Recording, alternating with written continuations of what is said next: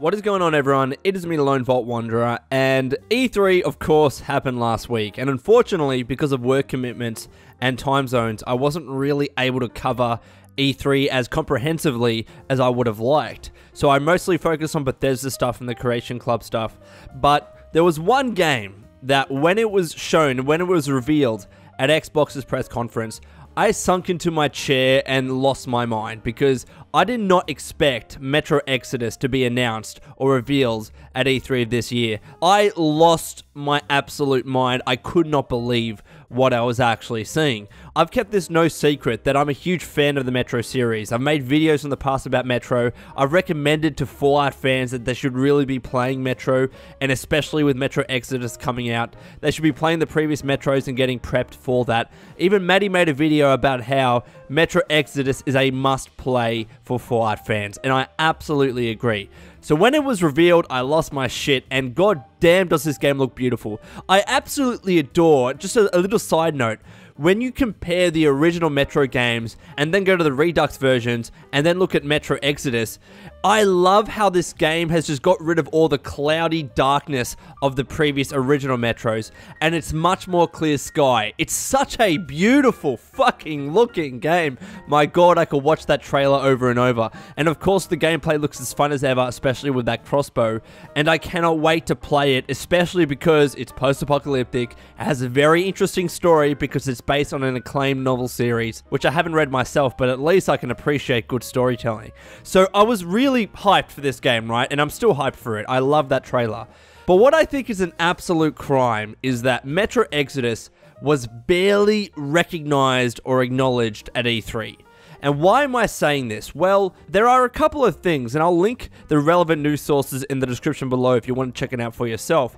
But first of all, YouTube Trends. Now, YouTube Trends came out with an article stating which game won E3 2017 on YouTube. And purely they were going from a view standpoint, which trailers, which gameplay, media coverage, etc. Also fan-uploaded reactions as well. Which games got the most views on YouTube for the week of E3. And on that list, I'll show it on the screen right now, you have your expected results here. You know, you have your Star Wars, you have your Assassin's Creed, FIFA, Need for Speed, Dragon Ball FighterZ, Anthem, of course. Like, there are games on there that you expect to be on the top 10.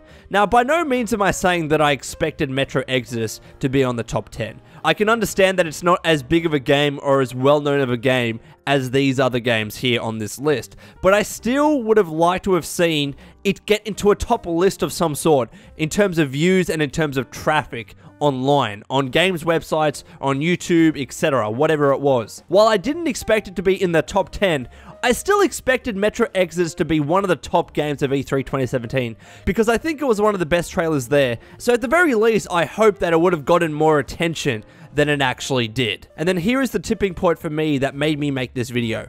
There is an IGN article that was released, again I'll link it in the description below, that lists IGN's top 25 viewed games in terms of their website traffic for the week of E3. Specifically, they say that we're giving you a look at IGN's biggest games based purely on content views on the IGN website and on mobile apps in the US, UK, and Australia, as pulled from Google Analytics from the week of E3 2017. Now, these are the top 25 games. I expected Metro Exodus, when you're looking at a views perspective and also a traffic perspective, for it at least to have made the top 20 games list at E3 of this year, because this E3, while we did see a lot of new reveals, in the broad spectrum, we didn't see like too much. It wasn't a crazy E3. I described it on Twitter that there was something for everyone at this year's E3, certainly without a doubt, but there weren't a huge number of big hitters as we've seen in previous E3s. But yet, even given that, even given the fact that this year's E3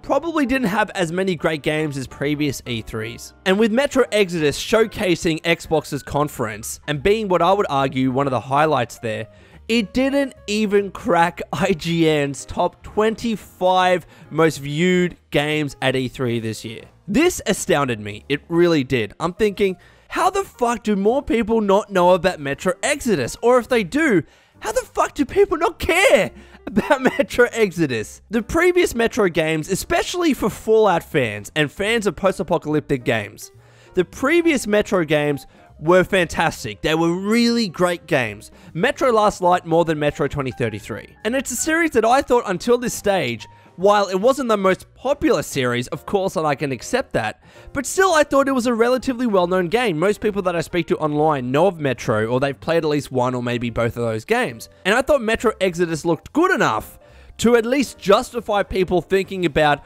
or maybe I need to look at Metro Exodus and maybe I need to play the previous games.